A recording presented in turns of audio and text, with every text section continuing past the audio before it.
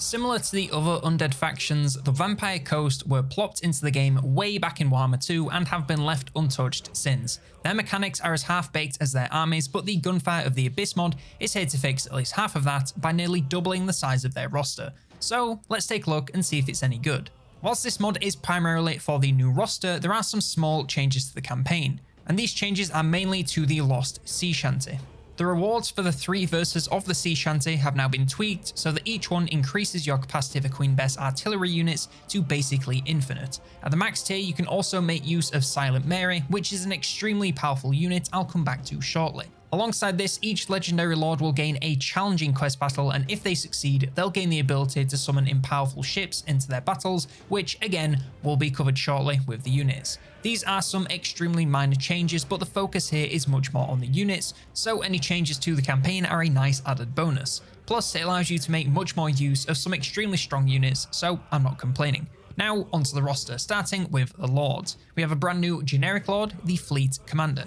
These are quite similar to the Vampire Fleet Admirals with pistols, but quite a bit worse in melee, but a little stronger from a range. They also have no spells, so are very much a leading from the safety of range type of lord. That said, they can still pick up some powerful abilities to increase the ranged power of their army, soften up enemies, and provide some minor healing to allies. For their mounts, they have this flying thing that doesn't have a name for some reason. Let's call it Polly. He maintains his high ranged power but can now fly around the map at high speed and can be used for some charging. That said, I'd still avoid combat with the lower defense. Both of the generic Vampire Fleet Admirals are gaining some new mounts. The Polearm variant is gaining a Charybdis. This makes them just a little stronger than regular Charybdises from the Dark Elves, so a powerful anti-large monster. And for the pistol, it gains a giant sea turtle mount. This is a single entity version of a unit that is also added with this mod. This brings more missile and melee strength, making the Lord a powerful jack of all trades. For the heroes, we have a new legendary hero, Princess Nyrona Navari. She's pretty much a heroic Necrofex Colossus, so is a powerful hybrid weapons hero. Whilst the stat card is pretty similar, her ranged power is now arced and far more devastating, with massive area damage effective versus clumps or single targets. She also comes with a few bound spells for some added damage, as if everything up till now wasn't enough. We also have the Seafaring Butcher, and he's pretty much an undead butcher from the Ogre Kingdoms, with slightly worse melee stats and no spells. Instead, he has a number of abilities to empower himself and nearby allies, and wants to focus on melee charging as much as possible.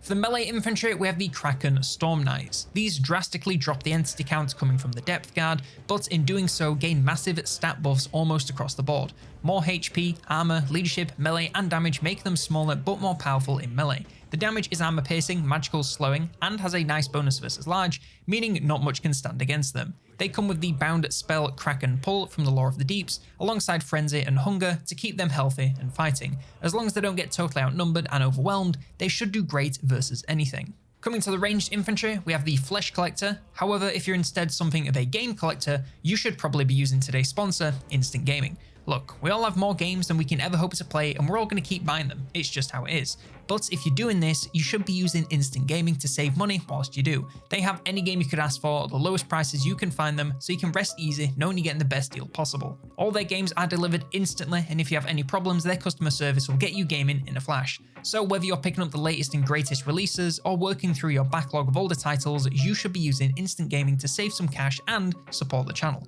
One more thank you to Instant Gaming for sponsoring the video, and now back to the roster. So the Flesh Collectors, these are the exact same as Lead Belchers from the Ogre Kingdoms, but are now undead and have the Black Powder of Plenty passive for a little more damage at high ammo. Still a devastating long-range infantry unit, effective versus anything they can get a bead on, large or small.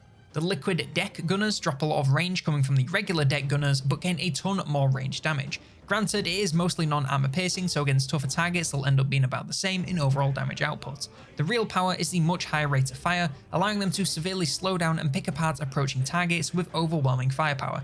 Still, keep them back to make the most of that long range, and go for less armored targets to get the most value that you can. The Bounty Hunters are a real weird but powerful hybrid weapons unit. On the melee side, they have low armor but strong melee stats and decent non-armor piercing damage. They won't wipe the floor with anything they come up against, but they'll be able to hold their own if they get caught out. On the range side of things, it's much more promising with high range, great explosive but non-armor piercing damage and a ton of range. Lastly, they have a couple of bound magic missile spells alongside a few abilities to enhance various stats depending on the situation. They work best versus other undead with their silver bullet missiles, preventing healing and making the target weaker to fire and magic, so if you're battling a lot of undead, as the undead, they're not a bad pick. Against the living, they're okay against less armoured clumps, but the lack of real armour piercing damage means they drop off a little bit into the late game. The Lamprey Fangs are another hybrid weapons unit, but this one is now ethereal. They're about the same in melee, but now have a little armor piercing, so can do better versus armor, but of course, melee isn't where you want to use them. They have a lot less range and ammo than the Bounty Hunters, but way more armor piercing damage, making them much more effective versus tougher targets. Lastly, they have a Bound Vortex spell for some added damage and can massively boost their stats the more kills they get. With these small entity counts, they're better versus more armored single targets, but if you wanted to supercharge their damage, then targeting some chaff to boost that ability early is totally fine too. Just keep them out of range and shooting, and they'll do great. We're also getting a new cavalry/chariot, not exactly sure what to call this one unit, the Tide Knights. These are actually shockingly close stat-wise to Knights of the Realm from Batonia, but obviously a small entity count, and they're riding boats, not horses.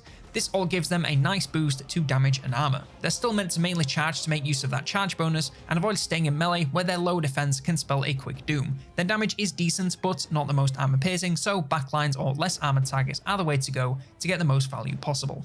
Heading over to the beasts and monsters, first up we have the Abyssal Cauldron Corrupted Crab, and this is pretty much the Vampire Coast version of the Corpse Cart. It's a little better in melee with some okay stats and damage, but with attack that low, it really wants to be taken on less threatening units at best, even with the armor piercing damage. The real value here is in the abilities. 3 bound uses of Spiteful Shot to empower your ranged units, and 2 passives to boost your magic reserves and recharge rates, alongside making your units tougher whilst healing them over time. As long as it's close to allied front lines, it'll get plenty of value whether it's taking part or not. The Sea Elementals are a wet version of the Kadai Fireborn from the Chaos Dwarves. Slightly worse melee stats but a little more charge, but essentially the same other than that. Still a decent charging monster with okay but not great melee stats, making charging preferable to sustained melee. Damage is decent, just keep them on the move to stay alive. The Calamity of the Deep are slightly improved crypt horrors with a little bit more leadership, speed and charge, alongside a sprinkling of physical resistance. This doesn't really change how you want to use them, and that's as frontlines monsters to boost damage output.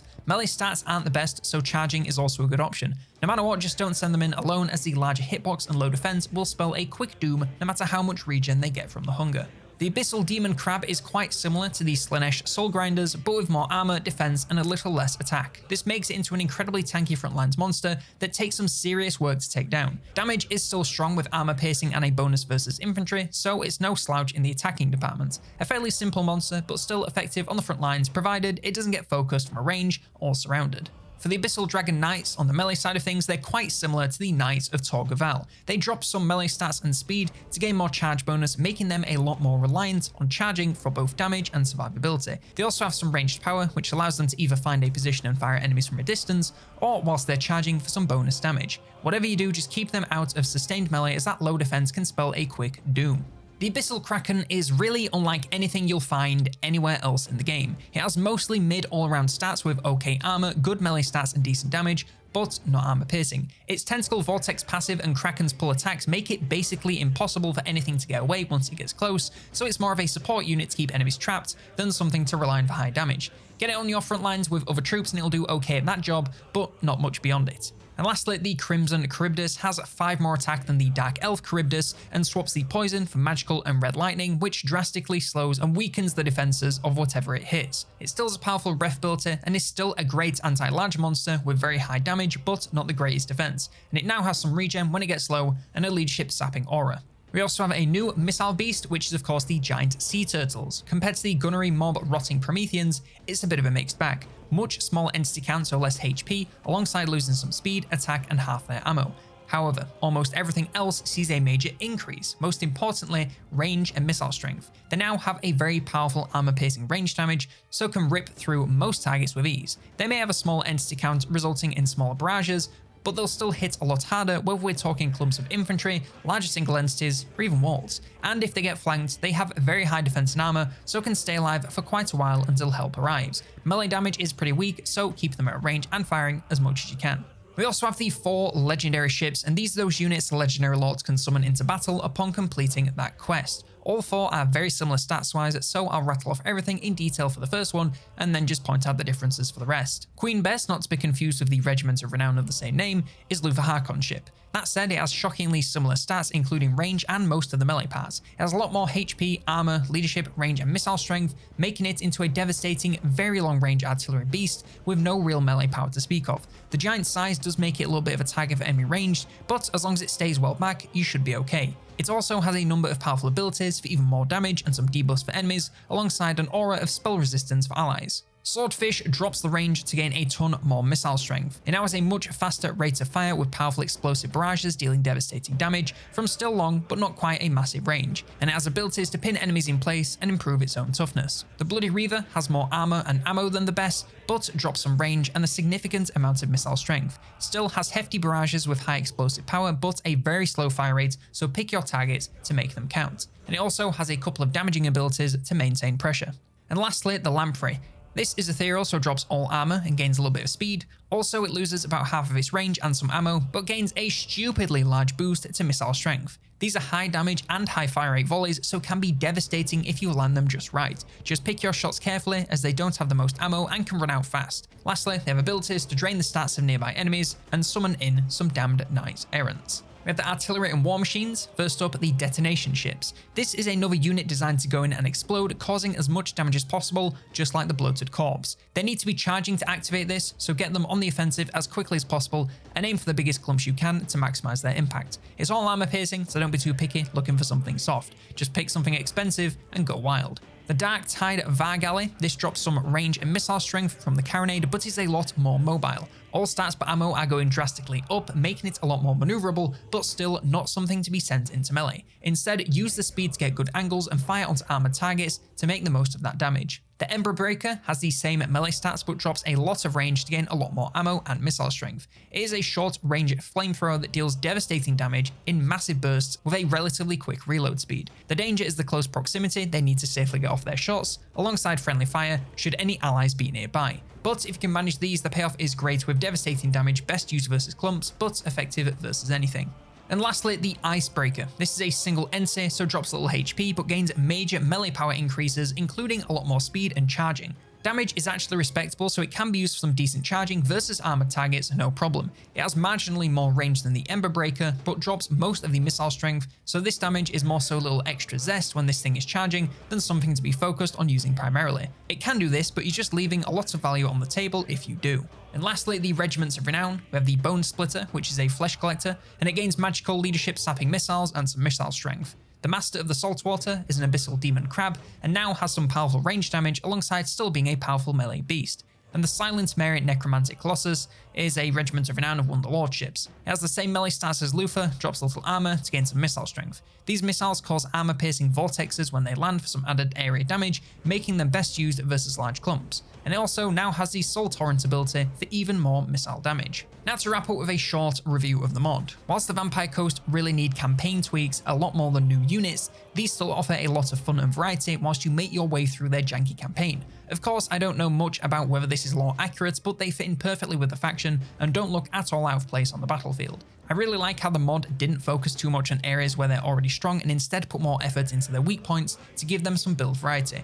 Previously, I'd just spam all ranged units and hope for the best. With this, you can do that, or bring a lot more monsters to take the fight to enemies, or get on their flanks with some charging ships, whilst these still powerful ranged provide support from the back. You could really do a full monster army comp with this mod, and that's pretty cool for a roster previously known for just one thing. As for the power of these units, I don't feel like they're too strong and make the campaign easy. Even the powerful endgame ships for each of the lords don't really feel too broken, and instead are a nice reward to augment your army rather than just carry it off the power scale. If you didn't vibe with the Vampire Coast playstyle of, well, essentially Total War Empire, try giving them a try with this mod. It opens up their army building potential massively and gives them a ton more variety to choose from, and looks very good doing it. But that's all I have for the Gunfire of the Abyss mod for Total War Warhammer 3. Let me know in the comments what other mods you'd like me to take a look at. Like, subscribe, check out Instant Gaming at the link below, and if you want more Warhammer 3 mod videos, then check out this one, all about the units added with the Champions of Undeath mod.